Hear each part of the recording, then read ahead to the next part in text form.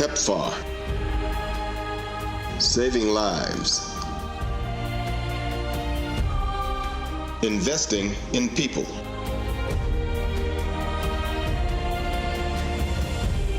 PEPFAR. Partnering for an AIDS-free generation. With millions of people on treatment, the country still faced the challenge of reducing new infections. Although voluntary medical male circumcision doesn't prevent HIV, it reduces the risk of female-to-male sexual transmission by approximately 60%. Treatment alone is not enough to be able to prevent new infections. There had to be other methods that are brought into the picture. In 2007, UNAIDS and WHO resolved that medical male circumcision was proven beyond doubt to have a protective effect, and PEPFAR was a very important part of this process. The Center for HIV and AIDS Prevention Studies was originally formed as an organization that was going to roll out medical male circumcision for HIV prevention.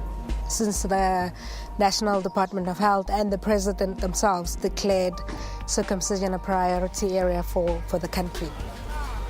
Introducing voluntary MMC in a country where circumcision is traditionally a rite of passage, the government and medical community had a challenge before them.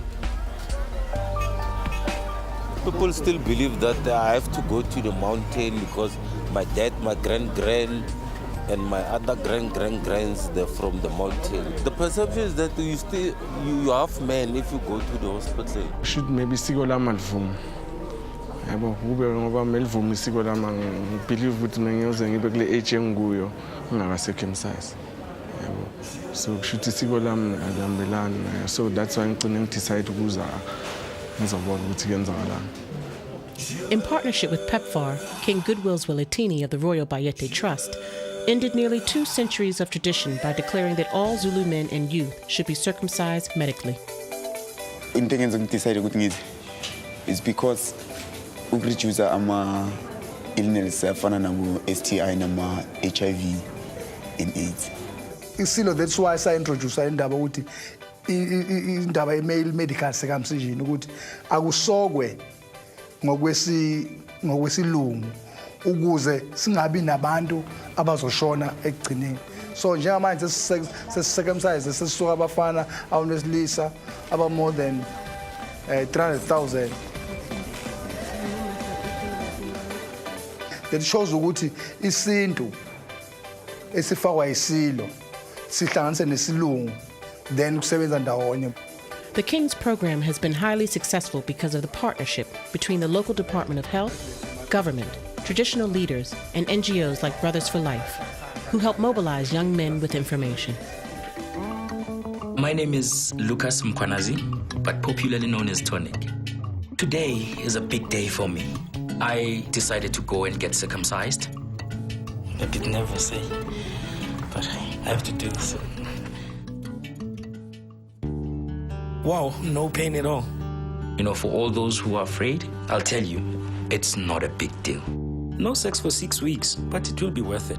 This is the best decision I've ever made, not only for me, but also for the people I love.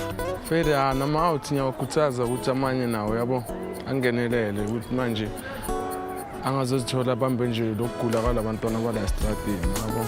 Circumcision is a once-off procedure where the patient will come back once or twice for a checkup. So we have realized that we have a responsibility to keep going back to the communities where we have circumcised, keep giving the information about continuous prevention methods. Ngithi ngabatshela abanye abafowethu ukuthi hayi bangayenza lento engiyenzile into right, nami ngisithathile i-steps sokuqala nabo kumele bathathe i-steps sokuqala ukuze bazoba sharp nabo. Since the launch of the circumcision drive in 2010, PEPFAR has conducted more than 500,000 medical male circumcisions. PEPFAR's total funding support for voluntary medical male circumcision since 2010 is $210 million. The funding is in support of the South African government's national goal of circumcising 4.3 million men by 2016. PEPFAR, partnering for an AIDS-free generation.